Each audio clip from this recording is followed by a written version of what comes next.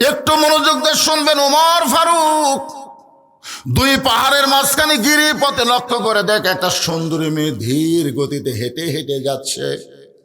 ওমর ফারুক মেয়েটার নিকটে গিয়ে আল্লাহর শুকরিয়া আদায় করলেন, আলহামদুলিল্লাহ, মা এই নির্জন পথে তুমি একা একা চলতেছো, তোমার সামনেও কোনো মানুষ নাই, পিছনেও কোনো মানুষ নাই, এই নির্জন পথে তুমি একা একা চলতেছ।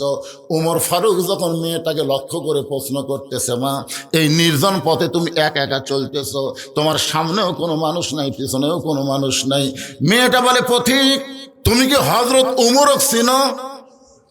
সুবহানাল্লাহ। মেয়েটা উমরকে বলতেছে, পথিক, যে রাস্তা ঘোরে তাকে তো পথিকই কয়, পথিক তুমি কি হযরত উমরক চিনো? যদি উমরকে চিনতে তাহলে এরকম বেয়াসাইজা কথা বলতো না, বেয়াসাইজা। ওমর ফারুক বললেন, মা কি বেয়াসাইজা? মেয়েটা বলতেছে, হযরত উমর যেদিন থেকে আল্লাহর কোরআন দিয়ে রাষ্ট্র চালায়, সেদিন থেকে পৃথিবীর এক প্রান্ত থেকে আর এক প্রান্ত পর্যন্ত একটা মহিলা হেঁটে যাবে, ওই মহিলার কলিজায় আল্লাহ ছাড়া, আত্তাকুল্লাহ, আল্লাহ ছাড়া অন্য কারো ভয় থাকবে না। সেদিন ষোড়শী নির্জন পথে যাবে, কোনো জন কটু কথা কবে না, পথে আর প্রান্তরে সম্পদের মোহে পড়ে খুন আর রাহাজানি হবে না। সবাই বলেন, যদি মেনে চলি কোরআন। বলেন, শুনে কোরআন না মেনে চলি কোরআন।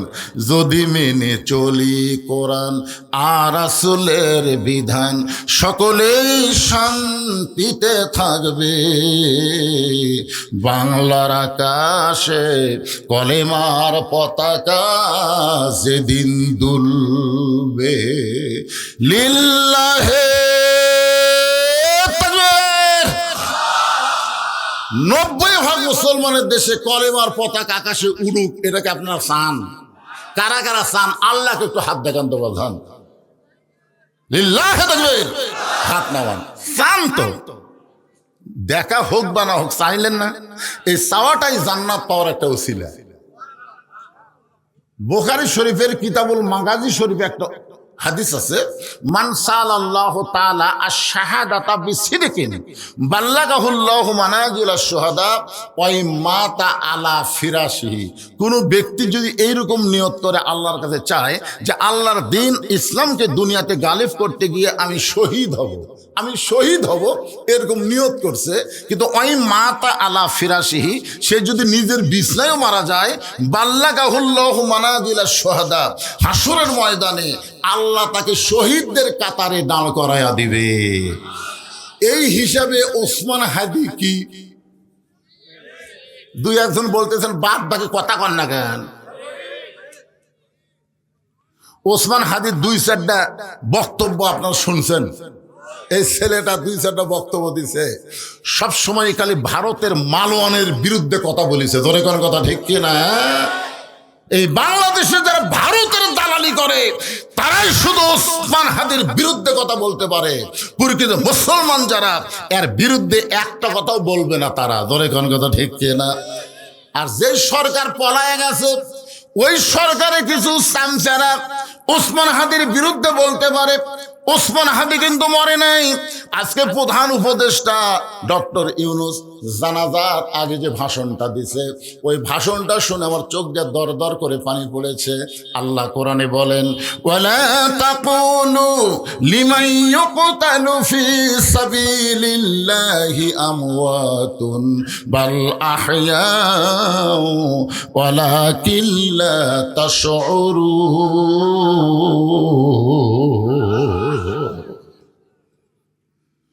ওমর ফারুক বললেন, মা তোমার কথা শুনে আমার খুব ভালো লাগলো। তুমি যে ধীর গতিতে চলতেছো, দুই পাহাড়ের মাঝখানে গিরিপথে তুমি যে চলতেছো, এই চলার সাইজটা খুবই ধীর গতি।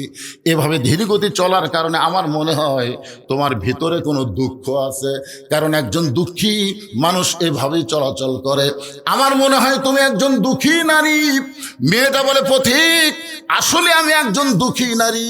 আজকে 6 দিন হলে এই গিরিপথে হযরত ওমরকে আমি খুঁজতেছি। আসলে আমি একজন দুঃখী নারী, কিন্তু আজ কয়দিন? আজকে 6 দিন হলে হযরত ওমরকে আমি খুঁজতেছি।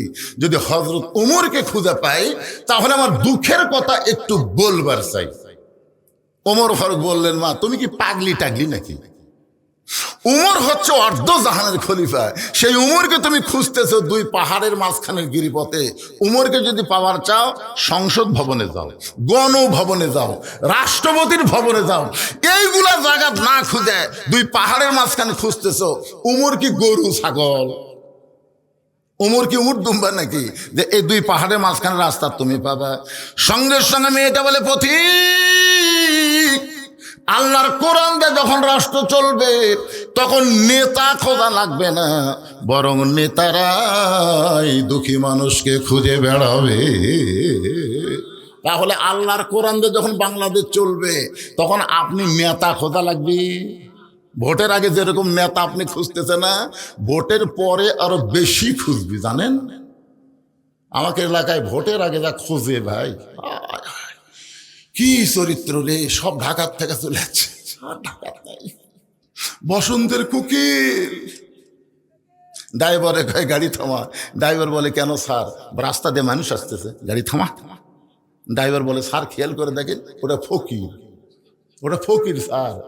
নেতা বলতে তো পাগলা, ভোটের আগে ফকির হচ্ছে হামু হতে, থামা। এখন ড্রাইভার কি করছে, গাড়ি ব্রেক করছে, নেতায় আস্তে করে নামে যায়, ফকির সালাম দেয়, সালাম আলাইকুম চাচা, কেমন আছেন চাচা? ফকির খালি চারিদিকে। নেতা কয়, কি দেখতেছেন? কাক সালাম দিলা? আপনাকেই তো দিলাম, আমি ভিক্ষা করে খাই। নেতা কয়, ভোটের আগে আপনিও যা হামু তাই। আই রে নেতার চরিত্র রে! গরিবের বন্ধু, সমাজ সেবক, জনদরদি করে গরিব মানুষের ভোট নিবে, ভোট নিয়ে ঢাকায় চলে যাবে। মাঝে মধ্যে আক্কেলপুর বেড়াভার আসবে, কিন্তু শামসের অত্যাচারে নেতার সাথে দেখা করা যাবে না। জোরে কোন কথা কর না কেন? কথা কর না কেন? এতই শামসা হবি ভাই, ওই শামসের অত্যাচারে নেতার কাছে আপনি যাবেন পারবেনই না। কিন্তু আল্লাহর কোরআন দিয়ে যখন রাষ্ট্র চলবে, মেয়েটা বলে, পথিক আল্লাহর কোরআন দিয়ে যখন রাষ্ট্র চলবে তখন নেতা খোঁজা লাগবে না, বরং নেতারাই দুঃখী মানুষকে খুঁজে বেড়াবে। আল্লাহর কোরআন দিয়ে যখন রাষ্ট্র চলবে তখন গরিব মানুষ ধনীর বাড়িতে আসা লাগবে না, বরং ধনীরাই গরিবের বাড়ি বাড়ি যাবে। সুবহানাল্লাহ কন না কেন? যে কোরআনের ওয়াজ শুনতেছেন, এই কোরআন যদি দেখবার পান বাংলাদেশে, তাহলে একটা গরিবও ধনীর বাড়ি যাওয়া লাগবে না। একটা গরিবও যাওয়া লাগবে না, ধনীরাই গরিবের বাড়িতে যাওয়া লাগবে। কারণ গরিবের কোনো ঠেকা নাই, ধনীকের ঠেকা। 70 টাকা গরিবদের না দিলে ওই জান্নাত যাবার পারবি না। এখন গরিব যদি না নেয়, এর অবস্থা কি? এক ব্যাগ টাকা লিয়া এক ধনী মানুষ 7 দিন ধরে ঘুরিছে, একটা গরিব লাইনি।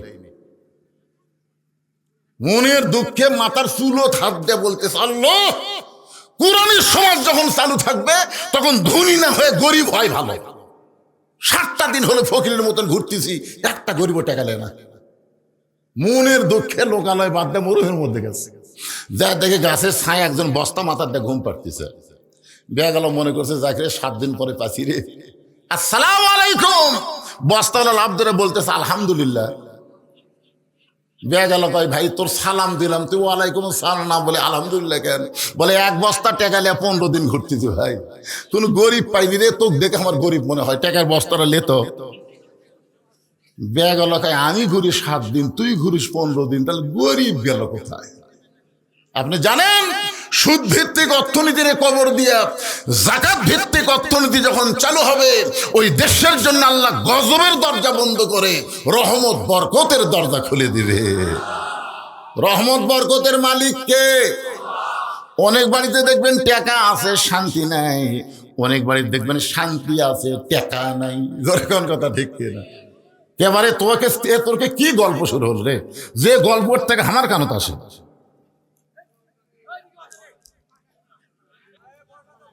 ঈদের দিন শোনেন, ঈদের দিন ঢাকার একজন সাহেবের বউ ম্যাডাম করা কয়, ম্যাডাম পার্টিত গেছে ঈদের দিন। ঈদের দিন ম্যাডাম পার্টিত গেছে। এখন স্বামী দেখে বউ বাড়িতে নাই, বেড়ায়। পার্কত যা ঘুরতে ঘুরতে দেখতে পায় গাছের ছায়ায় এক ফকির আর ফকুরনি, বুঝলেন? ঈদের দিনে মানুষের কাছে সেমাই চিনি চাইলে আসে ওই গাছের ছায়াত বসে ফকির ফকুরনির মুখত দেয়, ফকুরনি আর ফকিরের মুখত দেয়। এটা দেখে ধনী মানুষ কান্দের, কয় আল্লাহ শান্তি কোন জায়গা, 7 তলায় না গাছতলায়? এই পিছনে এই গেটের কাছে কি কি ব্যারাম ধরলো রে? এই গেটে একজন ভলেন্টিয়ার থাকবেন তো, একটা লোক যদি যাই চলে যায় সমস্যা নাই, কিন্তু ওই জায়গা কেউ দাঁড়ায় থাকতে পারবে না। গেট কোনোদিন দাঁড়ায় থাকার না, গেট হলো যাওয়া আসা, ধরে কোন ঠিক কেনা। মন না চাই চলে যান, সমস্যা নাই, কিন্তু ওই জায়গায় দাঁড়িয়ে থাকলে খুব খারাপ দেখায়। একটু মনোযোগ দিয়ে কথাগুলো শুনবেন। আল্লাহর কোরআন দিয়ে যখন রাষ্ট্র চলবে তখন নেতা খোঁজা লাগবে না, বরং নেতারাই দুঃখী মানুষকে খুঁজে বেড়াবে। আপনারা হযরত ওমর ফারুকের জীবনে পড়ে দেখেন, উনি কি রাত্রিবেলা ঘুমাইছে নাকি? একদিন রাতের বেলা ওমর ফারুক মানুষের দুঃখ কষ্ট দেখার জন্য দেখে তাঁবুর মধ্য থেকে একজন পুরুষ মানুষ বাইরে খালি দৌড়াদৌড়ি করতেছে, একবার উত্তরে যায় একবার দক্ষিণে যায়। ওমর ফারুক রাত্রেবেলা চিন্তা করলেন, যে তাঁবু টাঙ্গানো হয়েছে, সেই তাঁবুর ভিতর থেকে বাইরের লোকটা এরকম অস্থির কেন? ওমর ফারুক ওকে স্থিরতা দেওয়ার জন্য সালাম দিলেন, আসসালামু আলাইকুম ইয়া আব্দুল্লাহ। লোকটা সালামের উত্তর দেয় না। ওমর ফারুক বলেন, আসসালামু আলাইকুম ইয়া আখি। লোকটা সালামের উত্তর দেয় না। ওমর ফারুক আসসালামু আলাইকুম, লোকটা সালামের উত্তর দেয় না। ওমর ফারুক প্রথম বলছে, আল্লাহ রহমত হোক, বর্ষণ হোক আল্লাহর বান্দার উপর, আল্লাহ রহমত বর্ষিত হোক, আমার ভাইয়ের উপর আল্লাহ রহমত বর্ষিত হোক। পরে খালি খালি সালাম দিছে, উত্তর দেয় না। ওমর ফারুক আবার যখন সালাম দিবার গেছে, কেবল আস কছে, আস, সালামও এখনো যায়নি। তখন লোকটা, মিয়া খালি বারবার সালাম দিস মিয়া,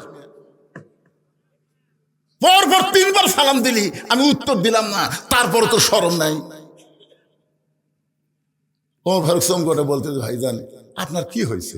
বলে, আমার বাড়ি হলো অমুক এলাকায়, আমি গর্ভবতী বউ নিয়ে যাচ্ছি অমুক এলাকায়, এই মাঝ রাস্তায় আমার বউয়ের প্রসব বেদনা শুরু হয়েছে। তুমি জানো ওমর ফারুক যখন থেকে কোরআন দিয়ে রাষ্ট্র চালায়, তখন দিনও যা রাতও তাই, ধরে কোন সুবহানাল্লাহ। আমার গর্ভবতী বউ নিয়ে আমি যাচ্ছিলাম অমুক এলাকায়, কিন্তু রাস্তার মাঝে আমার গর্ভবতী বউটার প্রসব বেদনা শুরু হয়েছে। তাঁবুর মধ্যে আমার বউটারে রাইখা আমি বাইরে গেলে অস্থির হয়ে ঘুরতেছি, আমার বউটার আমি কিছুই করবার পারতেছি না, বউটা খুবই কষ্ট পাচ্ছে, আর এই কষ্ট আমি বাইরে ঘুরি, আর তুমি মিয়া খালি সালাম দাও। ওমর ফারুক বললেন, ভাইজান ইন্নাল্লাহা মা'আস সাবিরিন, ধৈর্যশীলদের সঙ্গে কে থাকে? অস্থির হওয়া যাবে না, ধৈর্য ধরা লাগবে। এটা আমার কথা না, আল্লাহর কথা। আল্লাহ বলেছেন, ইন্নাল্লাহা মা'আস সাবিরিন ইযা আসাবাতুহুম মুসিবাতুন ক্বালু, সকলে পড়েন, ইন্না লিল্লাহি ওয়া ইন্না ইলাইহি রাজিউন। যখন তোমাদের উপরে বিপদ আপদ মুসিবত আসবে, আল্লাহ বলেছেন কলু, তখন তোমরা বলো ইন্না লিল্লাহি ওয়া ইন্না ইলাইহি রাজিউন। ভাইজান একটু ধৈর্য ধরো। আমার বাড়িতে ভালো একটা ধাত্রীর খবর আছে, আমার কাছে একটা ভালো ধাত্রীর খবর আছে, তুমি একটু ধৈর্য ধরো। লোকটাকে ধৈর্য ধরায় ওমর ফারুক গভীর রাত্রে এক দৌড়ে বাড়ির দরজাতে সে ডাকতেছে, আব্দুল্লাহর মা। ওমর ফারুকের ছেলের নাম কি? আব্দুল্লাহর মা। এই ডাক দাও মাত্রই দরজা খুলে দিছে। ওমর ফারুক বলে, কে গো? আমি রাতের বেলা ঘুরি আর তুমি ঘরে ঘুম পাড়ো, এ ডাক দাও মাত্রই দরজা খুললে। বউ চোখের পানি বের করে বলতেছে, আপনি যেদিন থেকে পাগলামো ব্যারাম ধরছে, আপনি যে রাতে ঘুম না পাড়ে মানুষের দুঃখ কষ্ট দেখা, সেদিন থেকে আমারও ব্যারাম ধরছে দরজা দাঁড়িয়ে থাকা।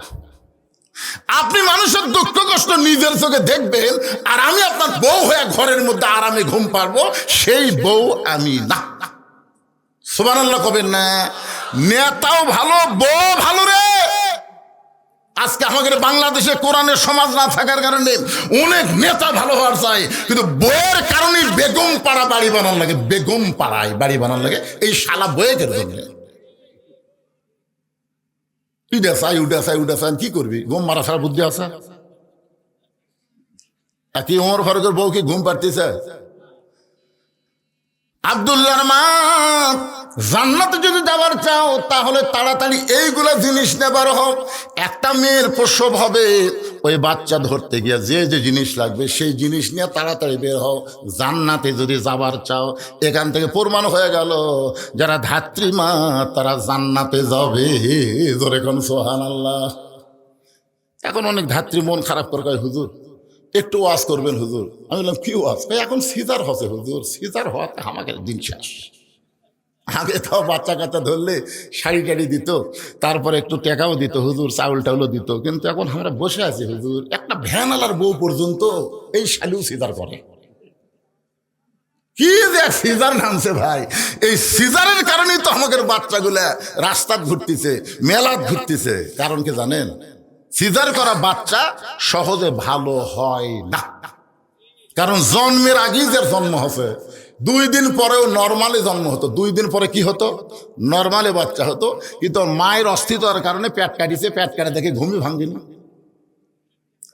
ডাক্তারে কয় করে পেট কাটলাম, টেকার লোভে ঘুমতে ভাঙলো না। এখন করি কি, বড় ডাক্তারের কাছে গেছে, ডাক্তার সাহেব ঘুমতে ভাঙেনি।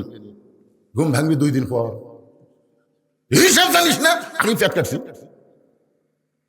তাহলে এখন কি করবো?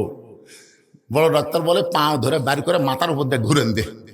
তোমাকে পাও ধরে আসতে বাড়ি করে মাথার উপর যেই ঘুরেন দেয়, মাথাতে একটা ঝাঁকি লাগে। ও যে ঝাঁকি ঘুরানোর পর একটা ঝাঁকি, ওই যে কান্দা উঠিছে, ঘুম ভাঙ্গে গেছে।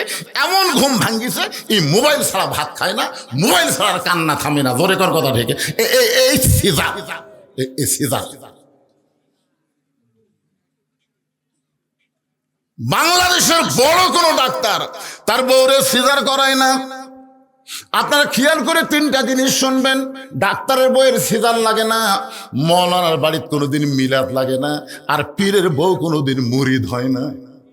কয়টা কথা বললাম? ডাক্তারের বউয়ের কি লাগে না? সিজার লাগে না। মৌলানার বাড়িতে কোনোদিন মিলাদ হয় না, এরা পরের বাড়িতে পরে, কিন্তু নিজের বাড়িতে।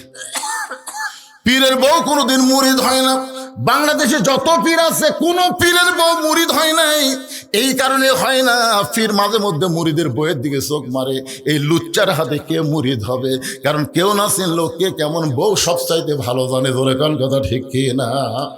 আমার মায়েরা যারা পর্দায় আছেন, মা, আল্লাহ নর্মালি বাচ্চা দিবে, খবরদার সিজার করাবেন না। আর এখন মেয়েকে কিন্তু মেয়ে সিজার করায় না, অধিকাংশ সিজারকারী ডাক্তার হলো পুরুষ মানুষ। আপনি একজন মা, আপনি একজন মেয়ে, একজন পরপুরুষ আপনার পেট কাটবে, এটা কেমনি চাবেন? দরকার হলে মরে যাবেন, কিন্তু কোনো সিজার করবেন না। আল্লাহ তাআলা আপনাকে আসানের সাথে বাচ্চা দিয়ে দিবে। কি বলবো প্রসবের কথা, মা বেনে সেই ব্যথা কেউ তো বুঝিবে না। মাজন ঠেকিয়ে সন্তানের দায়, অকালে মা মারা যায়, কেন সে মায়ের ভক্তি করো না? এমন দরদি ভাবে কেউ হবে না আমার মা গো। সুবহানাল্লাহ কন্যা ঘা। সব কিছু নিয়ে ওমর ফারুকের বিবি, ওমর ফারুক তাঁবুর অপর পৃষ্ঠে দিয়ে ঢুকিয়ে দিছে। এবার ধাত্রী তাঁবুর মধ্যে ঢুকছে। কিছুক্ষণ পরে ওমর ফারুকের বিবি বলতেছে, ইয়া আমিরুল মুমিনিন, আপনার ভাইকে খবর দেন, তার সন্তান এবং বিবি দুইজনই সুস্থ রয়েছে। আপনার তো সুবহানাল্লাহ করলেন, কিন্তু এই লোকটার অবস্থা কি? 3 বার সালাম দিলে সালাম তো লেয়নি, উল্টা গালি দিছে। যেই বলতেছে আমিরুল মুমিনিন, আপনার ভাইকে বলেন তার বিবি এবং সন্তান সুস্থ আছে, সঙ্গে সঙ্গে লোকটা বসে ওমর ফারুকের পাও ধরে বলে আমিরুল মুমিনিন, আমি কত বড় বেয়াদবি করেছি। ওমর ফারুক বলে যেদিন থেকে মদিনার খলিফা হয়েছি সেদিন থেকে এই অভ্যাসটা ধারণ করেছি। অনেক জায়গায় সম্মান পায়, আবার অনেক জায়গায় গালি খায়, এরপরও এইটা ছাড়া যাবে না। এইটাই হলো আল্লাহর কোরআনের সমাজ। জোরে বলেন কথা ঠিক কি না? মেয়েটা বলতেছে পথিক, আল্লাহর কোরআন যখন রাষ্ট্র চলবে, নেতা খোঁজা লাগবে না, বরং নেতারাই দুঃখী মানুষকে খুঁজে বেড়াবে। আমি 6 দিন হলে ওমরকে খুঁজতেছি, আর 1 দিনের মধ্যে যদি না পাই, কয়দিন খুঁজছি, আর 1 দিনের মধ্যে যদি না পাই তাহলে আসল জাকাত বিচার দিব, আসল জাকাত। আপনার বলেন তো কয়দিন খুঁজবি? 7 দিন। ধরে কারণ কয়দিন, তার মধ্যে কয়দিন গেছে? 6 দিন গেছে, আর 1 দিন যদি উমর না পাই, যদি উমর না পাই তাহলে আসল জাকাত বিচার দেব। আসল জায়গা বোঝেন আপনারা? 15.5 বছর কিন্তু বাংলার জনগণ আসল জাকাত বিচার দেয়নি। বিচার দিছে জজ কোর্টে, বিচার দিছে হাইকোর্টে, বিচার দিছে সুপ্রিম কোর্টে। এইগুলো সব কোর্ট হাসিনা দখল করছে। ধরে এখন কথা ঠিক কিনা? বলে বিচার দিয়ে লাভ হবে।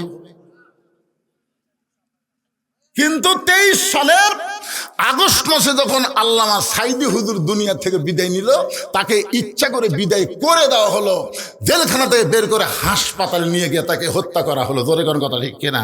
আপনারা বলেন তো ওই দিন বাংলার আলেম ওলামা, হাফেজকারী, ইমাম মুয়াজ্জিন, তাহাজ্জুদ বুজুর্গি সবাই চোখের পানি নিয়ে কিন্তু আসল জায়গায় বিচার দিছে। জোরে কোন কথা ঠিক কিনা? যেই লোকটা কোরআনের 50 বছর তাফসীর করলো, যেই লোকটাকে অন্যায়ভাবে জেলখানা বন্দি করে রাখলো, সেই লোকটাকে হাসপাতালে হত্যা করলো।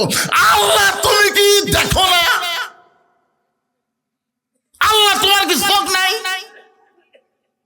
হাসিনা যা করবি তাই। এমন চোখের পানি নিয়ে আসল জাকাত বিচার দিছে ভাই। পরের বছর সাইদি হুজুর যেই তারিখে দুনিয়াতে বিদায় নিছে, ওই তারিখ আশায় লাগেনি। বারে 5 তারিখেই হাসিনা যখন পলাচ্ছিল, ওই ভিডিও আমার কাছে আছে, বুঝলেন? কি যে মজা লাগে ভাই। ওর বোন শেখ রেহানা মাটির দিকে তাকে হাঁটতেছে, আর হাসিনা ও যে বিবাদত উঠবি তার আগে দেখবেন খালি এরকম চারিদিকে এরকম তাকায়। ওই সময় হাসিনার মনে মনে একটা গান হয়েছে, চলতে পথে 2 দিন থামিলাম, যাবার কালে এক চামচারও দেখা না পাইলাম, ও আমার সাদের মালা যায় রে ছিঁড়ে। কত চামচা ছিল আপনাদের কালাই ক্ষেত লাল আক্কেলপুরের এমপি হযরত। কি হযরত? হযরত শেখ হাসিনা। শোনেন সংসদে আমাদের নেত্রী, শুধু নেত্রী না, আজ থেকে হযরত। হায় হায় রে, হযরত। আর বিএনপির মধ্যেও কিছু চামচাবার আছে। এক শালা চামচা দেখবেন মাথার টুপিতে থাকে, ওর মুখের দাড়ি নেই। হঠাৎ একদিন আলেমদের সমাবেশে বলে ফেললো জাতীয় ইমাম। ঠিক আছে, জাতীয় ইমাম। জাতীয় ইমাম কার কথা জানেন? যার মুখের দাড়ি নাই, যার মোষ নাই, তাক বানাছে জাতীয় ইমাম। এত তেলান ভালো না। জোরে কথা কন না কেন ভাইজান? স্বপন কি কম তেল আছে? একটু মনোযোগ দিয়ে শুনবেন। আমাদের বাংলাদেশের জাতীয় নেতা বলা যাবে, কিন্তু জাতীয় ইমাম বলা যাবে না, কারণ ইমামের দিকে সবার চোখ আছে। ইমামের দাড়ি যদি 1 মুষ্টির নিচে হয়, ইমামের দাড়ি 1 মুষ্টির নিচে ফতোয়া দিচ্ছে হুজুর, ইমামের দাড়ি যদি 1 মুষ্টির নিচে হয়, তার পাশে নামাজ হবে? আমি বললাম কে ভাই, তুমি দাড়ি মুঠ দিয়ে কেমনে লাফলা? ইমামের মুখত আছে দাড়ি, তুমি 1 মুষ্টির নিচে না কম বেশি তুমি কেমনে জানলে? ইমাম তখন খুতবা দিচ্ছিল না, আমি দূরে মুঠ ধরে আন্দাজ করছি। মানে ওই মুঠ ধরে ইমামের দাড়ি আন্দাজ করে দেখে একটু ছোট হবে। আমি বললাম তুমি তো ইমামের দাড়ি মুঠ দিয়ে মাপলা, তোমার দাড়ি আমার নাই, তাই বলে হুজুরের থাকা লাগবে না। যেই বাংলাদেশের দাড়ি চাঁচা, ইমামের দাড়ি মুঠ দেলাপে, সেই বাংলাদেশের জাতীয় ইমাম কোনো তেল তেলারা হবার পারবি না। জোরে কথা কন না কেন ভাইজান? আপনার কি বুঝতে পারতেছেন না? আদা কথায় আদম বোঝে, সারাত করলেও গাদা বোঝান যাবে না। একটু মনোযোগ দিয়ে শুনবেন। ওমর ফারুক হাঁটু গেড়ে মেয়েটার সামনে বসে বলতেছে, মা তুমি 6 দিন হলে যেই ওমরকে খুঁজতেছ, আমি হইলাম সেই ওমর। একেবারে মেয়েটার সামনে হাঁটু গেড়েছে। বাংলাদেশের মতন 96টা দেশের খলিফা, চিন্তা করছেন? হাঁটু গেড়ে মেয়েটার সামনে বলতেছে, মা তুমি 6 দিন হলে যেই ওমরকে খুঁজতেছ, আমি হইলাম সেই ওমর। মেয়েটা পর্দার ভিতর থেকে বলতেছে, আমিরুল মুমিনিন, আপনি যদি সেই ওমর হন তাহলে আপনি চোরের মতন একা একা কেন ঘুরতেছেন? আপনার কি চামচা নাই? কি নাই? চোরের মতন একা একা কেন ঘুরতেছেন? আপনার কি চামচা নাই? ওমর ফারুক চোখের পানি বের করে বললেন, মা চামচা পালার টাকা পাবো কোথায়? আপনার বলেন তো, চামচা গুলো কি নেতার সাথে এমনি এমনি থাকে না, টাকা খরচ লাগে? আমার এলাকার এক চেয়ারম্যান সাহেব 10 কেজি চাউল দিবি, দাঁড়িয়ে পল্লা লিয়ে যায়নি, বালতি লিয়ে গেছে। চোখে তার বালতিতে একটা দাগ দিয়ে দিচ্ছে, এই দাগ পর্যন্ত চাউল হবে দিয়ে দিব। চাউলের ঠিবর থেকে ওই বালতির দাগ পর্যন্ত হয়, ব্যাগত দিয়ে দেয়। তো একজন চিন্তা করছে, কে রে 10 কেজি কাগজ লেখা আছে আর বালতি দিয়ে মাপা দিল, ওজন কি ঠিক হলো? উনি আবার দাঁড়িয়ে পড়লাত মাপা দেখে 8 সের। 10 কেজি জায়গাত কত হয়েছে? 8 সের। ওই একটু লোক মাপ দেওয়ার জন্য চেয়ারম্যানের কাছে এসে বলতে সালাম দেয়, চেয়ারম্যান সাহেব কাগজ লেখা আছে 10 কেজি, কিন্তু আপনার চৌকিদার তো 8 সের দিল। তখন চেয়ারম্যান বলতে, এর নাম কাটা দে, এর নাম কাটা দে। তখন জোরহাত করে বলতেছে চেয়ারম্যান সাহেব, নাম কাটেন না, যা দিচ্ছেন দেন, যা দিচ্ছেন দেন, নাম কাটেন না। আরে পাগলা, তোর কাছ থেকে 2 সের না দিলে আমি চামচা পালমো কি দিয়ে? তাহলে যেই নেতাদের পিছনে যত চামচা ঘুরবে, বুঝবেন ওই নেতা জনগণের গরিবদের মাল বেশি মারে। জোরে কোন কথা ঠিক কিনা? কথা বলেন ভাইজান। ওমর ফারুক বললেন, মা চামচা পালার টাকা পাবো কোথায়? হযরত ওমর যখন অর্ধ জাহানের খলিফা ছিল, একদিন জুমার দিনে খুতবা দিচ্ছেন। শুক্রবার জুমার দিনে যখন খুতবা দিচ্ছেন, মাঝখান থেকে একজন মুসল্লি দাঁড়িয়ে, সাহাবী দাঁড়িয়ে বলতেছে, আমিরুল মুমিনিন, আপনার খুতবা আমরা শুনবো না। ওমর ফারুক চমকে গিয়ে বললেন, আমার অপরাধ কি? লোকটা বলতেছে, আপনার অপরাধ হলো আমাদেরকে খাটো পাঞ্জাবি দিয়ে আপনি লম্বা জুব্বা পরে খুতবা দিচ্ছেন। আমাদেরকে খাটো দিবেন আর আপনি লম্বা জুব্বা কোথায় পেলেন? এটা যতক্ষণ না বলবেন ততক্ষণ আপনার খুতবা আমরা শুনব। সামান্য একটা জুব্বা লম্বা পড়ছে, এই কারণে যদি লোকমা দেয় তাহলে তার চামচা পালার কোনো টাকা আছে? ওমর ফারুক চোখের পানি বের করে কাঁদতেছে। এমন সময় আব্দুল্লাহ ইবনে ওমর ফারুকের ছেলের নাম হলো আব্দুল্লাহ, যোগ্যতা হলো 30 পারা কোরআনের হাফেজ। শুধু 30 পারা কোরআনের হাফেজ না, 6 লক্ষ হাদিসের হাফেজ। সুবহানাল্লাহ, জোরে কন্ডে ভাই। একজন নেতার সন্তান কি হওয়া লাগবে? আর আমাদের বাংলাদেশের নেতা নেত্রীর সন্তান কি হচ্ছে? যেটা বিদেশে আছে, বিদেশে ওই তো 1500 কয় পারে না, ওই কয় 5,500। আপনার বলেন তো, বাংলাদেশের কোন মূর্খ মানুষ 5,500 কবি? এ কথা কন না কেন? 5,500 কবি আর এই জয় কয়ে ফেলে দেয় 5,500। তাহলে কি শিখলো? একটু মনোযোগ দিয়ে শুনবেন। ওমর ফারুকের সন্তান আব্দুল্লাহ 30 পারা কোরআনের হাফেজ, 6 লক্ষ হাদিসের হাফেজ। বাবার পাশে উকিল হয়ে দাঁড়িয়ে বলতেছে, রে নবীর সাহাবীরা, আমার বাবার লম্বা জুব্বা বলে তোমরা বাবার খুতবা বন্ধ করে দিয়েছো। তোমরা তো খাটো পাঞ্জাবি হলেও তো নতুন পোশাক পরে নামাজ পড়তে আইছো, কিন্তু আমার দিকে তাকায় দেখো, আমার পরনে নতুন কোনো কাপড় নাই। সঙ্গে সঙ্গে ওসমান গনি, ওমর ফারুকের সময় যিনি অর্থমন্ত্রীর দায়িত্ব পালন করতেন, তার নাম হলো ওসমান গনি। ওমর ফারুক যখন খলিফা ছিলেন, ওই সময় অর্থমন্ত্রীর নাম হলো, জোরে কন, ওই সময় শিক্ষামন্ত্রীর নাম হলো হযরত আলী। হযরত ওমর যখন মদিনার খলিফা ছিলেন, ওই সময় শিক্ষামন্ত্রী যিনি ছিলেন তার নাম কি? হযরত আলী। ওসমান গনি বলতেছে, অর্থমন্ত্রী বলতেছে, আব্দুল্লাহ, সবাই আজকে জুমার দিনে নতুন পোশাক পরে আইছে, তুমি পুরাতন কাপড় কেন পরলা?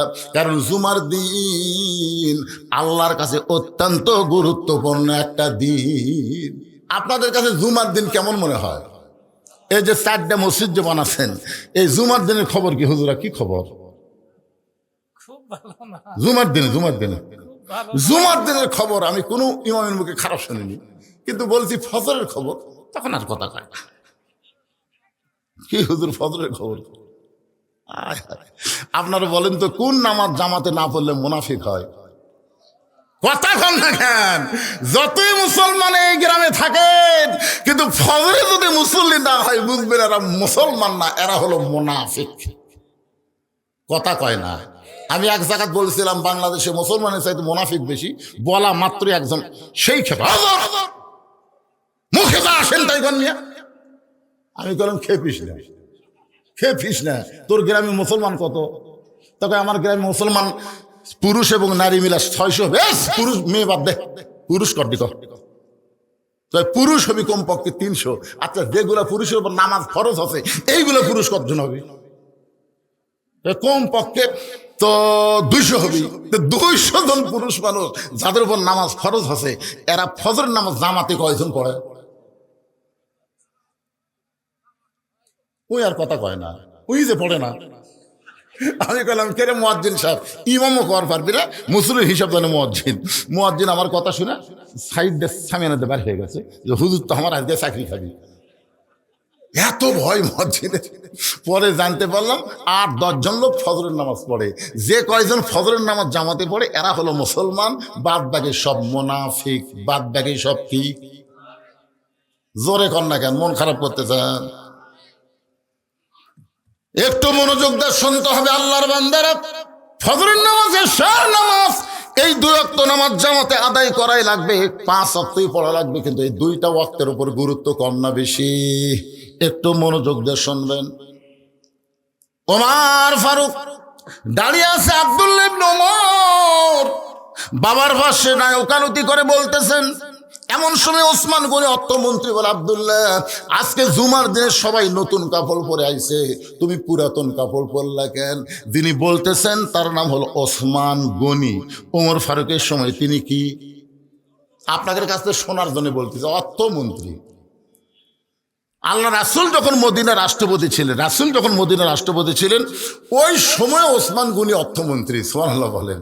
এই অর্থমন্ত্রী পাওয়ার উপর একটা ঘটনা আছে। ঘটনা হলো এই, আল্লাহ রাসূল একদিন ওসমান গনিকে কাছে ডাক দিলেন, ওসমান, আল্লাহ তোমাকে কত সম্পদ দিছে, তুমি কি তার হিসাব জানো? ওসমান গনি বলতেছি, ইয়া রাসূলুল্লাহ, যেদিন থেকে যাকাত ফরজের আইন হয়েছে সেদিন থেকে অবশ্যই সম্পদের হিসাব রাখা লাগবেই। জোরে কোন কথা ঠিক কিনা? এখন যদি আমার ভাইকে বলি, ভাই আপনার সম্পদের হিসাব আছে? না হুজুর।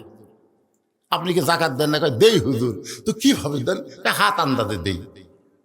আপনার বলেন তো হাত আন্দাজে যাকাত দিলে হবে? 2.5 টাকা যাকাত দেওয়া লাগবে। রাসূল, ওসমান, তাহলে আল্লাহ তোমাকে কত সম্পদ দিছে একটা হিসাব দাও। ওসমান গনি বললেন, নবী গো, আল্লাহ আমাকে এত সম্পদ দিছে, এই সম্পদ রাখতে গিয়ে যে গুদাম আছে, এই গুদামে তালা দিয়া ওই গুদামের চাবি টানতে একটা উট হিমশিম খায়। কি বুঝলেন? আল্লাহ আমাকে যত সম্পদ দিছে এই সম্পদ গুদামের মধ্যে রাইখা এই গুদামে তালা দিয়ে ওই গুদামের চাবি টানতে একটা উট হিমশিম খায়। রাসূল, ওসমান, এত সম্পদ আল্লাহ তোমার দিয়েছে, এই সম্পদ যদি আল্লাহ ফেরত চাই তুমি কি দিবা? চাহিবা মাত্র ওহার বাহককে ফেরত দেওয়া নাই। আল্লাহ যদি ফেরত চাই তুমি কি দিবা? সঙ্গে সঙ্গে ওসমান গনি মারছে দৌড়।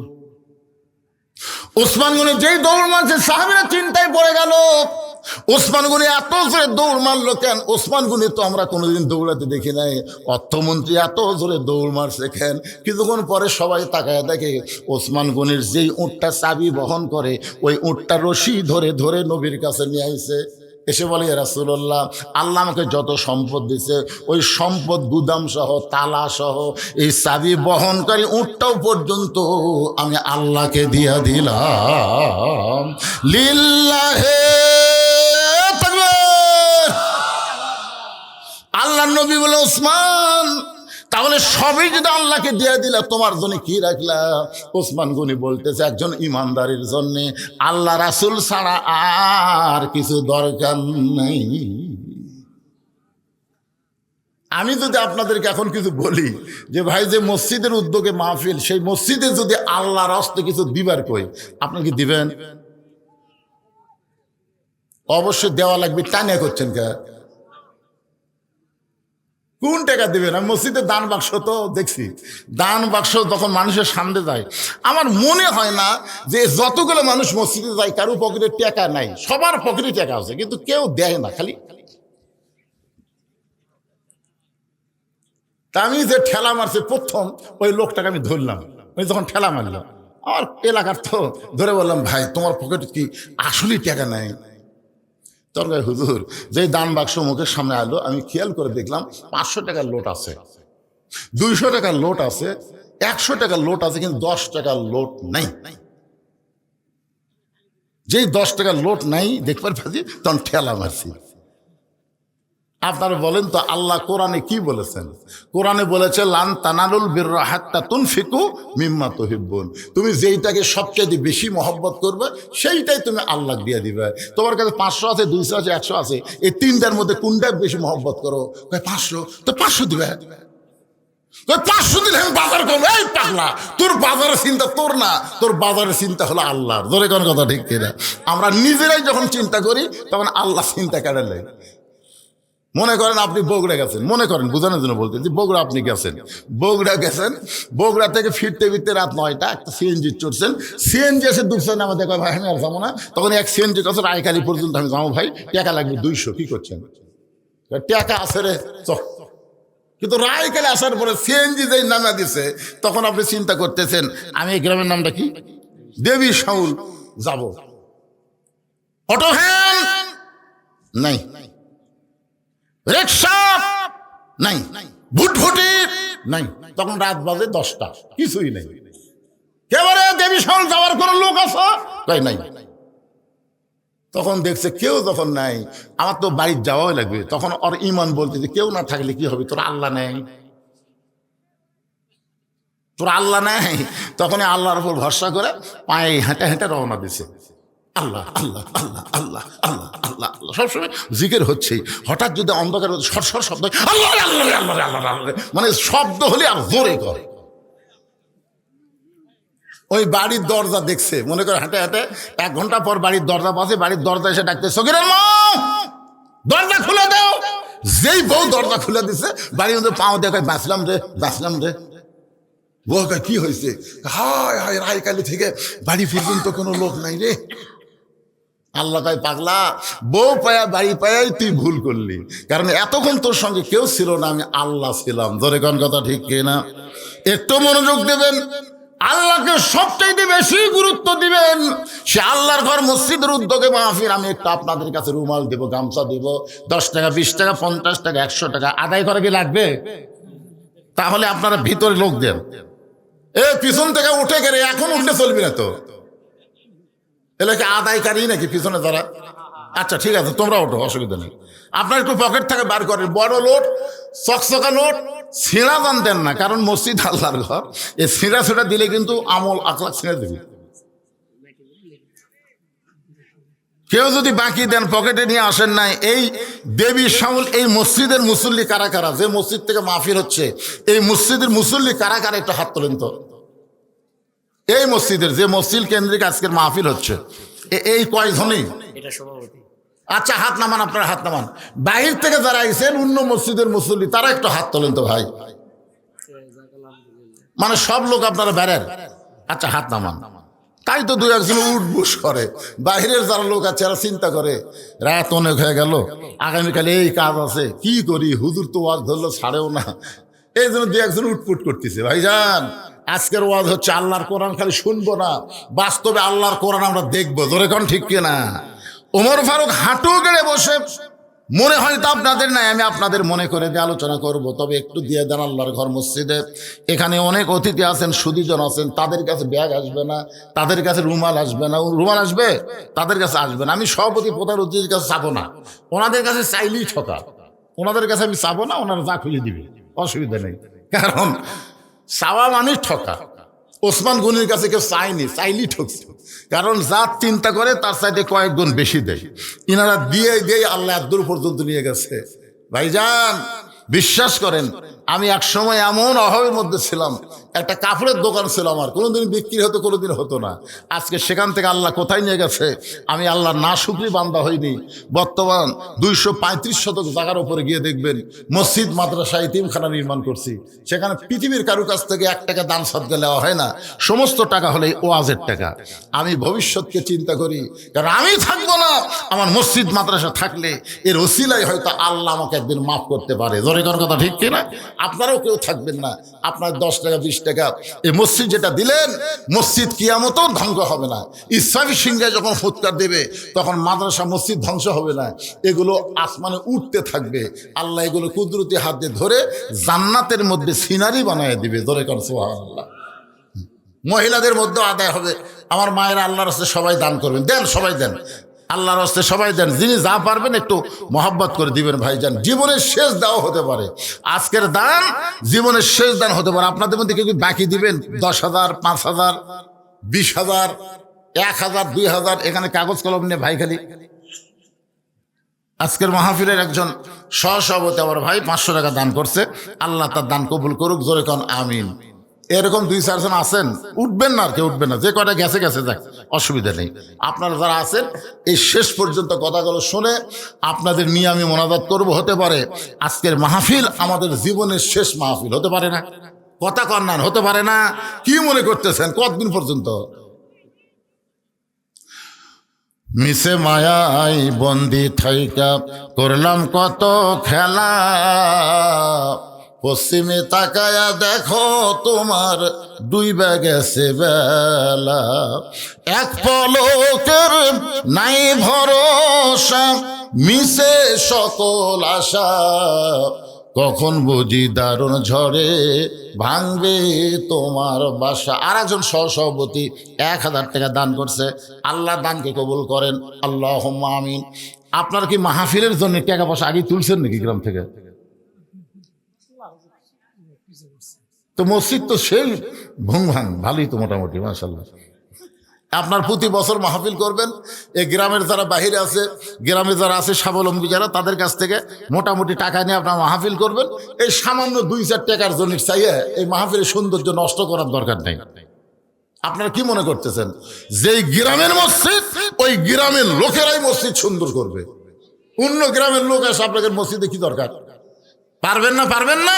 পাকিস্তানের ক্রিকেটার শহীদ আফ্রিদি নিজের টাকা দিয়ে 19টা মসজিদ নির্মাণ করছে। আগে 19টা মসজিদ নির্মাণ করে তারপরে উনি নিজের বাড়ি বানাচ্ছে। বহুবার বলছে বাড়ি বানাবেন না, কবে আগে আল্লাহর ঘর, আগে আল্লাহর ঘর। রাসূল বলেছেন যে আল্লাহর ঘর বানায় দেয়, আল্লাহ তাকে জান্নাতে একটা ঘর বানায় দেয়। যে আল্লাহর ঘরে টাকা দেয় সে কথা বলেনি, যে আল্লাহর ঘর বানায় দেয়।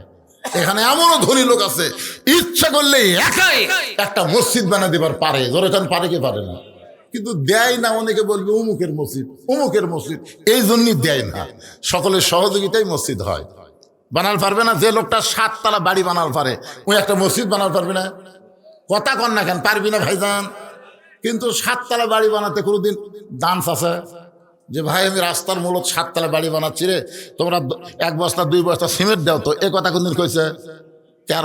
কেন কয়নি? কারণ ওই বাড়ি ওর বাড়ি, এই বাড়ি ওর বাড়ি, এখানে কারো অংশগ্রহণ চলবে না। আর মসজিদ ওর মসজিদ না, মসজিদ হলো আল্লাহর ঘর, সকলেই সমান অধিকার।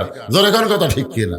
এই যে অনেক স্বাবলম্বী ইচ্ছা করলে মসজিদ বানায় দেবার পারে, কিন্তু করে দেয় না, আপনাদের সকলের সহযোগিতার জন্য। এই পিছনের লোকের একটু সামনে আসেন তো, আমি একটানা কথা বলে আপনাদের সাথে দোয়া করে এখান থেকে বিদায় হও। ভাইজান একটু জিকির করেন, লা ইলাহা ইল্লাল্লাহ, লা ইলাহা। এই পিছনে যারা বসে আছেন সামনে আসেন, যারা গেছে চলে গেছে, চিটা পাতানের দরকার নাই, আমাদের ধানের দরকার।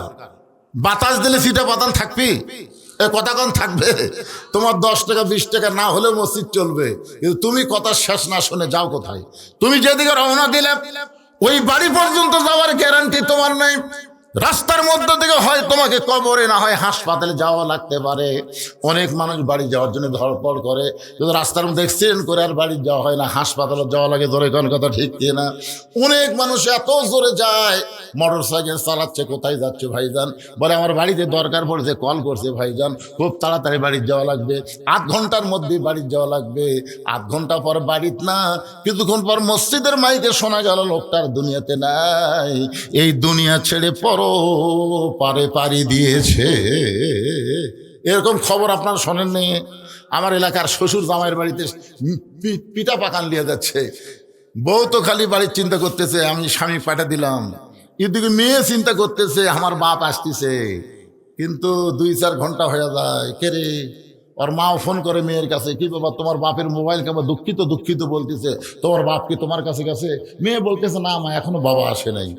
3-4 ঘন্টা পরে যখন বাপ যায় না, পরে খোঁজ না দেখে শাকাহার আর ডিপুলের মাঝখানে পড়ে আছে। আর যাওয়া হলো না, বেটির বাড়িতে যাওয়া হলো না, নিজের বাড়িতে আসা হলো না, চিরদিনের জন্য পরপারে চলে গেছে। এই জন্য পাড়াপাড়ি, দৌড়াদৌড়ি, অধৈর্য, এগুলো কেন দেখাবেন কোরআনের মাহফিলে? চাষতলে 1-1 ঘন্টা গল্প করে, একবার ঘড়ি দেখে না। আর মসজিদের মধ্যে 5 মিনিট আগে ঢুকলে 4 বার ঘড়ি দেখে। এরকম লোক আছে না? নাই জোরে কেন আছে না? 5 মিনিট পরে আমাদের জামাত হবে, ওই 4 বার ঘড়ি দেখি, 4 বার। নিজেরটা দেখেও তখন হাউস মিটে না, পাশেরটা কয়েকটা ভাই আর কয় মিনিট, তো কয় এখনো 3 মিনিট, আজ ঘড়ি লড়তেছে না, আজ ঘড়ি লড়তেছে না। ওই লোকটাই নামাজ শেষ করে চাষতলে 1-1 ঘন্টা গল্প মারতেছে, একবারও ঘড়ি দেখে না। এরকম লোক আছে না? নাই। কোরআনের মাহফিল আসলে অধৈর্য হন, অথচ জানেন না এরকম মাহফিল প্রত্যেকদিন পাওয়া যাবে না। একটু খেয়াল করবেন। ওসমান গনি বলে, আব্দুল্লাহ আজকে জুমার দিনে সবাই নতুন কাপড় পরে আইছে, তুমি পুরাতন কাপড় পরছো কেন? আব্দুল্লাহ বলতেছে, আমি যদি আজকে নতুন পোশাক পরতাম তাহলে আমার বাবার জুব্বা লম্বা হতো না, আমার বাবার জুব্বা লম্বা হতো না। দুনিয়ার সবাই যখন ঘুমাইছে, আত্তাকুল্লাহ হাক্কা তুকাতিহি কারে কই? একটু মনোযোগ দিয়ে শোনেন। ওমর ফারুক আব্দুল্লাহর দরজায় গিয়ে ডাক দেয়, আব্দুল্লাহ রে, ও আব্দুল্লাহ তুই কি চেতন আছি? আব্দুল্লাহ বলে, আমি দরজা খুলে দেখি আমার বাবার হাতে একটা পাঞ্জাবি।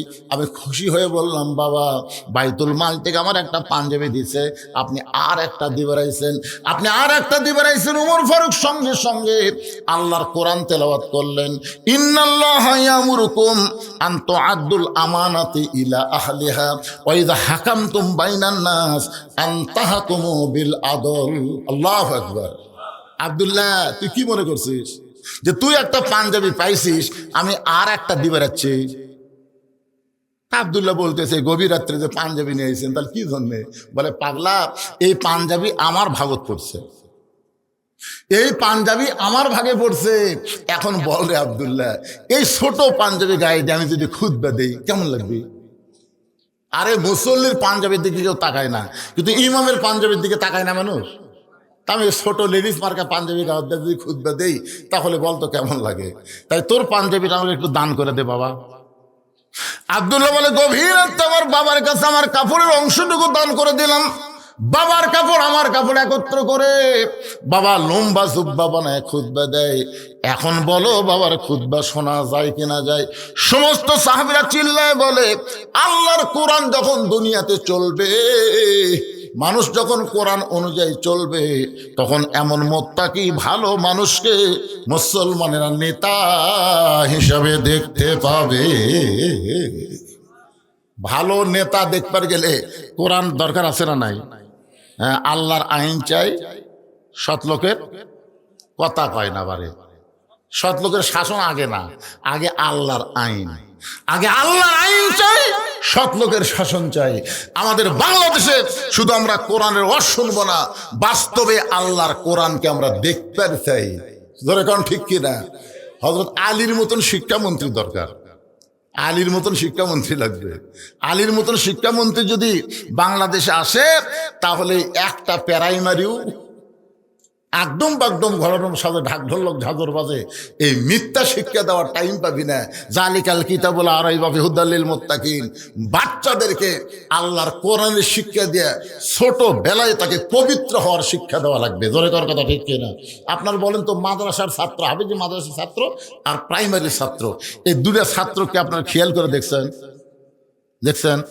আমি দেখছি আমার এলাকার এক প্রাইমারি ক্লাস 2 এর ছেলে দাঁড়ায় পেশাব করে। আমি কইলাম, কে রে বা, বসে থেকে কর। বসে না, আমি দাঁড়িয়েই মারতেছি। পেশাব যখন শেষ হলো, কে কোন ক্লাসে পড়িস? তুই পড়িস আসা, তোকে বসবার করা, বসিস না কেন? তোর স্যার তোকে শিখাইনি কেমনি পেশাব করা লাগে? তখন বলতে স্যার সাথে কি খন প্রাইমারি পেশাব করার যদি আমার স্যারই খাড়া হয়ে পড়ে, তোর স্যারই যদি খাড়া হয়ে পেশাব করে, ওই বসবি? আর আমার মাদ্রাসা, আমি যে মাদ্রাসা আপনাদের দোয়ায় যেটা পরিচালনা করতেছি, ওই মাদ্রাসার বাচ্চারা পেশাব করবার আসে, ওদের পেশাব দেখলেই কলজা ভরা যায়। আব্দুল্লাহ এক ছেলে পেশাব করবার আসে, খালি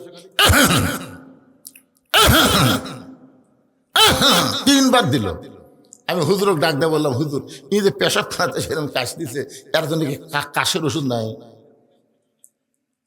তাহলে হুজুর আপনি জানেন না, ওটা আসল কাশ না তো। আমি এর আবার কোন কাজ? বলে এই কাজ দিয়ে ওই পেশাব নিংলাচ্ছে হুজুর। আর পেশাব হওয়ার পরে সন্দেহ আছে যদি ললের মধ্যে কিছু আটকে থাকে, বুঝলেন না? ওটার নাম হচ্ছে লল। যদি আটকে থাকে, ফাঁকি দিয়ে কাজ দেয়, আঙ্গুলটা দেখছে একটু বার হচ্ছে, আবার কাজ দিচ্ছে, আবার কাজ দিয়ে একটু দেখে বার হয়নি, তখন পানি খরচ করছে। পানি খরচ করার পরে অজু করতেছে। এই কঠিন শীতের ভিতরে মাদ্রাসার বাচ্চারা ঠান্ডা পানি দিয়ে অজু করে, কোরআন ধরে। কারণ আল্লাহ কোরআনে বলেছেন, লা ইয়ামাসসুহু ইল্লাল মুতাহহারুন। ততক্ষণ পর্যন্ত কোরআন স্পর্শ করবা না যতক্ষণ পর্যন্ত তুমি পবিত্র না হবা। আল্লাহর কোরআন যখন দুনিয়াতে চালু হবে, প্রত্যেকটা শিশু বাচ্চারা পবিত্র হওয়ার শিক্ষা পাবে। তাহলে সেই কোরআন আমাদের দেশে দরকার আছে না নাই? আইরে আইটিয়ে নাই ভরা দিয়ে না লেগেল বোয়াল মাছে, তাই না থেকে ভোদন নাচে। আপনার বলেন তো, এই লেখাপড়ার মধ্যে একটা কথা সত্যি আছে? কথা কন না কেন ভাই?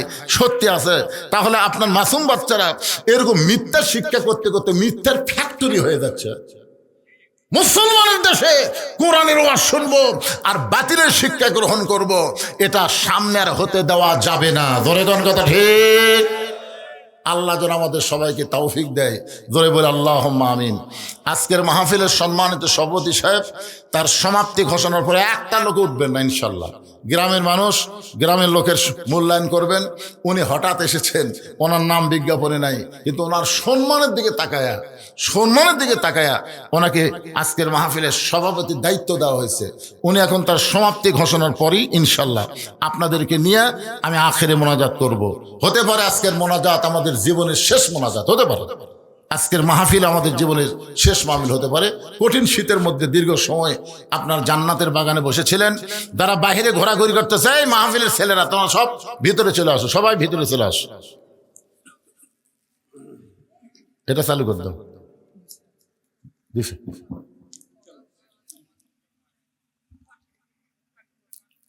নবিয়িনা মাওলানা মুহাম্মদ ওয়া আলা আলিহি ওয়া সাহবিহি ওয়া বারাকা সাল্লিম।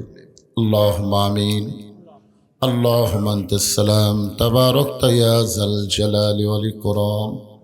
আল্লাহ তাআলা কঠিন শীত উপেক্ষা করে আরামের বাড়ি ঘুমকে বাদ দিয়া তোমার কোরআন রাসূলের হাদিসকে মহব্বত করে এই জান্নাতের বাগানে বসে বসে কোরআন হাদিস আলোচনা শোনার শেষে আমি গুনাহগারের সঙ্গে রহমতের দরজায় ফকির হয়ে দোখানা হাত তুলেছে। মেহেরবানি করে আজকের মাহফিল আমাদের সকলের হেদায়েতের জন্যে, নাজাতের জন্যে, জান্নাতের জন্যে কবুল করে নাও। এই মাহফিলের শুরু থেকে শেষ পর্যন্ত যত আলোচনা হয়েছে আল্লাহ, এর মধ্যে যদি ত্রুটি হয়, ভুল হয়, মাফ করে দাও। এর যা হাদিয়া মঞ্জুর করো সোনার মদিনায় নবী পাকের রওজা মোবারকে আল্লাহ কবুল করে নাও। তামাম আম্বিয়ায়ে কেরাম, আসহাবে কেরাম, উম্মাহাতুল মুমিনিন, শহীদ শহীদান, জান্নাতুল বাকি, জান্নাতুল মা সহ পৃথিবীর যত গোরস্থানে যত মুর্দা শুয়ে আছে আল্লাহ সকলে আরো পরে দিয়া কবুল করো। আল্লাহ আমরা যারা হাত তুলেছি, আমাদের জনম দুঃখনী মা বাবা যাদের কবরে চলে গেছে, আল্লাহ মেহেরবানি করে মা বাবার কবরটাকে জান্নাতের টুকরা কবুল করে নাও। এখন আমাদের মা বাবা যাদের জীবিত আছে, আল্লাহ এই নিয়ামত দয়ের হায়াতকে বাড়ায়া দাও। আয় আল্লাহ তাআলা আমাদের দাদা দাদি নানা নানি আত্মীয় স্বজন শ্বশুর শাশুড়ি যাদের কবরে গেছে, আল্লাহ মেহেরবানি করে কবরবাসীদের মাফ করে দাও। আল্লাহ দেবের শাওল গ্রামের উপরে রহমত বরকতের দরজা খুলে দাও। তোমার যে মসজিদকে কেন্দ্র করে যারা আজকের মাহফিল আয়োজন করেছে, তাদের সকলকে 5 ওয়াক্ত নামাজি কবুল করে নাও। আল্লাহ টাকা পয়সা দিয়ে এত সুন্দর আয়োজন যারা করেছে, আল্লাহ আজকের এই জান্নাতের বাগানকে ওসিলা করে তাদের সকলকে জান্নাতি কবুল করে নাও। আল্লাহ অনেকে দেশে আছেন, অনেকে বাহিরে আছেন, যারাই সর্বাত্মকভাবে সহযোগিতা করে আজকের সুন্দর আয়োজন করাইছে, আল্লাহ তাদের সকলের ঈমান আমলকে সুন্দর করে দাও। আল্লাহ আজকের মাহফিলের সম্মানিত সভাপতিকে আল্লাহ তুমি কবুল করো। আল্লাহ 4 জন সভাপতি রয়েছে, আল্লাহ তাদেরকে তুমি কবুল করো। আজকের মাহফিলের সম্মানিত প্রধান অতিথিকে আল্লাহ তুমি কবুল করো। আজকের মাহফিলের মসজিদ কমিটির সভাপতি, সহসভাপতি, সেক্রেটারি, কেশিয়ার, ইমাম, মুয়াজ্জিন, খতিব, মুসল্লি, আল্লাহ সকলকেই তুমি কবুল করো। আল্লাহ আল্লাহ আমার মা বোনেরা পর্দার অন্তরালে বসে বসে বাস শুনেছে, আবিদা সালিহা পদ্মার যে কবুল করে মা ফাতেমার চরিত্র দান করে দাও। আমি অসুস্থ, আল্লাহ আমার মতো অসুস্থ যারা, আল্লাহ সবাইকে সুস্থতার নিয়ামত দান করে দাও। গোটা বিশ্বের মুসলমানকে আল্লাহ তুমি হেফাজত করো। আল্লাহ আমার বাংলাদেশের প্রতি আল্লাহ তুমি খাস রহমত করো। যে কোরআনের ওয়াজ আমরা শুনি সারা জীবন, আগামীতে বাস্তবে আল্লাহর কোরআন যেন বাংলার জমিনে দেখতে পাই, এই দৃশ্য একটা বারের জন্য হলো আমাদের দেখার তৌফিক দিয়ে দাও। আল্লাহ আল্লাহ মেহেরবানি করে আমাদের কবুল করে নাও। আল্লাহ একটা মিনিট একটু নিজের জন্য খেয়াল করে দেখেন, কত মানুষের জানাজার নামাজ আমরা পড়েছি। এই 2 হাত দিয়া কত কবরে আমরা মাটি দিয়েছি।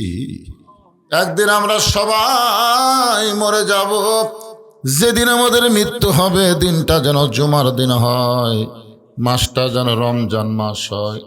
ইমানের সাথে ইজ্জতের সাথে দুনিয়া থেকে বিদায় নেওয়ার সময় আমাদের সকলের জবানে জারি করে দিবেন, লা ইলাহা ইল্লাল্লাহু মুহাম্মাদুর রাসূলুল্লাহ সাল্লাল্লাহু আলাইহি সাল্লাম।